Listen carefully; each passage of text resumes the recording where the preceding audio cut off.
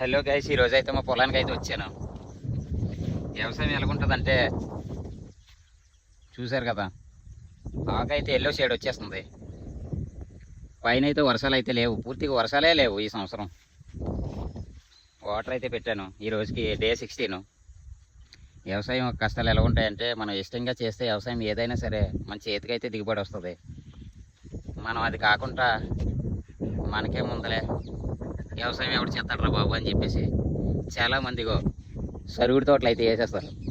ఈ సరుగుడి తోటల వల్ల ఏంటంటే, ఒక 3 మంత్ దాకా వేసిన 3 మంత్ దాకా దాన్ని రెస్పాండ్ అయ్యి తర్వాత వదిలేసినా సరే అది ఎదిగేస్తుంది.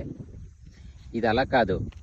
ఇప్పుడు కూలి పనులు కూడా ఇప్పుడు కూలీలు కూడా దొరకట్లేదు ఇంతకు ముందులాగా. ఇంతకు ముందు అయితే ఒకరికొకరు సాయం చేసుకునేవారు. ఎలా అంటే వాళ్ళ ఇంటి పక్క వాళ్ళు వచ్చి వీళ్ళకి సాయం చేయడం, వాళ్ళకి సాయం చేయడం కలిసిమెలిసి ఉండేది. ఇప్పుడు ఎలా కాదు, బయట ఊర్లకి వెళ్ళిపోతున్నారు. వాళ్ళు అయితే బాగా 800, 700 ఇలా ఇస్తున్నారు. ఎందుకంటే వ్యవసాయం చేయలేకే, పెట్టుబడులు పెట్టలేక.